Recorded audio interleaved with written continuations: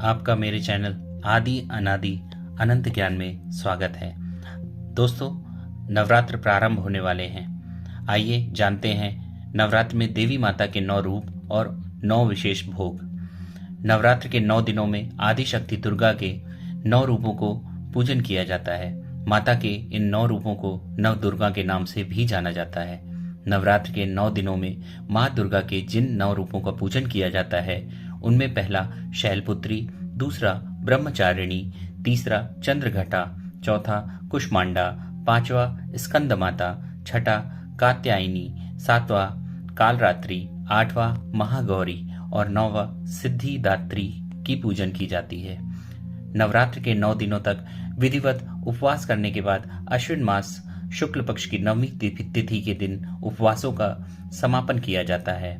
प्रत्येक उपवासक की यह जिज्ञासा रहती है कि वह माता को भोग में दे तो क्या दे कि माता शीघ्र ही प्रसन्न हो।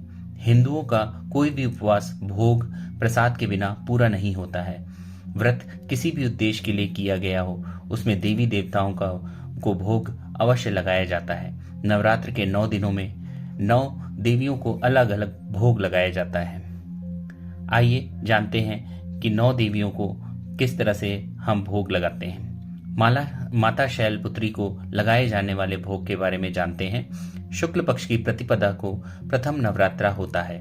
नवरात्र के पहले दिन माता के प्रथम रूप माता शैलपुत्री की पूजा की जाती है। माता शैलपुत्री पर्वतराज हिमालय की पुत्री हैं और इसी कारण उनका नाम शैलपुत्री पड़ा।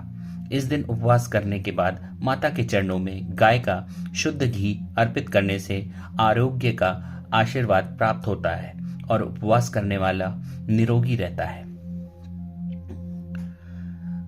दूसरे दिन माता ब्रह्मचारिणी को लगाया जाने वाला भोग। अश्विन मास की द्वितीय तिथि के दिन श्री दुर्गा के द्वितीय रूप माता ब्रह्मचारिणी की पूजा की जाती है।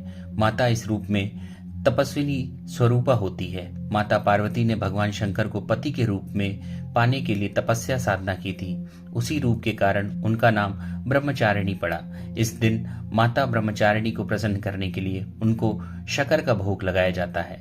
इस दिन माता को शक्कर का भोग लगाने से घर के सभी सदस्यों की आयु में बढ़ोतरी होती है। तीसरा दिन यानी माता चंद्रघटा को लगाया जाने वाला भोग। माता के तीसरे रूप में चंद्रघटा की पूजा की जाती है। माता चंद्रघटा के माथे पर चंद्र अर्ध स्वरूप के में विद्यमान रहता है।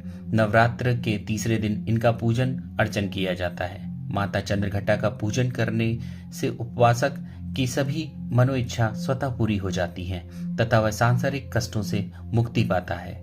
माता की पूजा करते समय उनको दूध या दूध से बनी मिठाई अथवा खीर का भोग लगाया जाना उत्तम माना जाता है।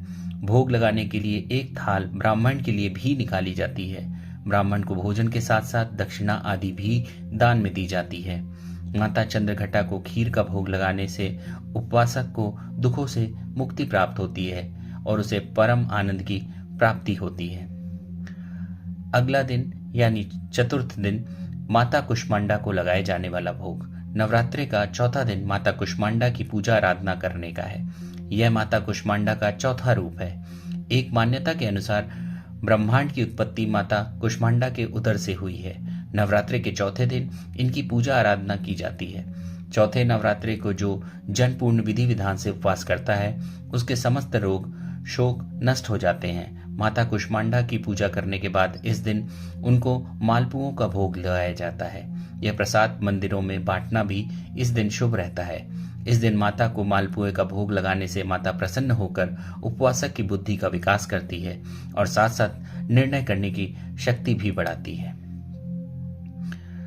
पंचम दिन यानी माता स्कंद माता को लगाए जाने वाला भोग। अश्विन मास में माता दुर्गा के अलग अलग रूपों की पूजा की जाती है। नवरात्र के 5वें दिन माता स्कंद माता की पूजा की जाती है। माता स्कंद माता कुमार कार्तिकेय की माता हैं। 5वें दिन माता के इस रूप की आराधना करने से उपवासक को स्वतः ही सभी सिद्धियां प्राप्त हो जाती हैं। इस पूरे दिन उपवास करने के बाद माता को केले का भोग लगाया जाता है। इस दिन माता को केले का भोग लगाने से शरीर स्वस्थ रहता है। छठा दिन माता कात्यायनी को लगाए जाने वाला भोग। माता कात्यायनी माता दुर्गा का छठा रूप है। अश्विन मास की षष्ठी तिथि को माता के इस रूप की पूजा की जाती है। माता कात्यायनी ऋषि कात्यायन की पुत्री है।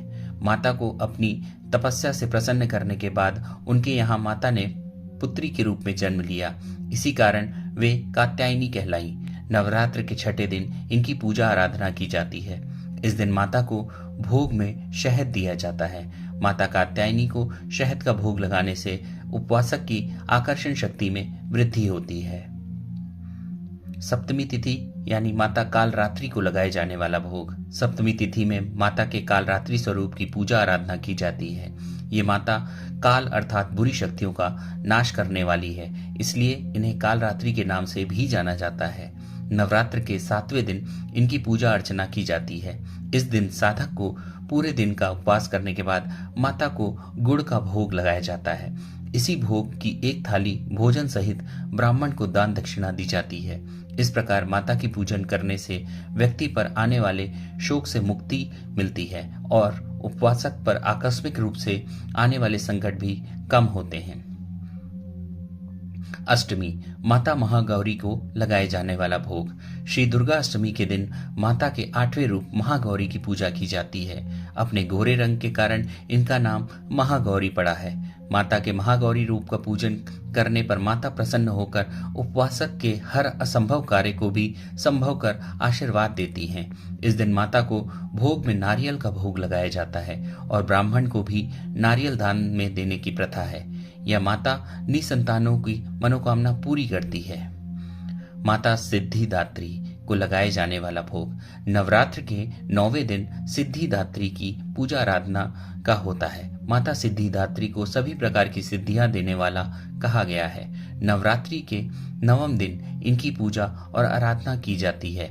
इन्हें सिद्धियों की स्वामिनी भी कहा जाता है। नवमी तिथि का व्रत कर माता की पूजा आराधना करने के बाद माता को तिल का भोग लगाया जाना कल्याणकारी रहता है। यह उपवास व्यक्ति को मृत्यु के भय से राहत देता है और अनहोनी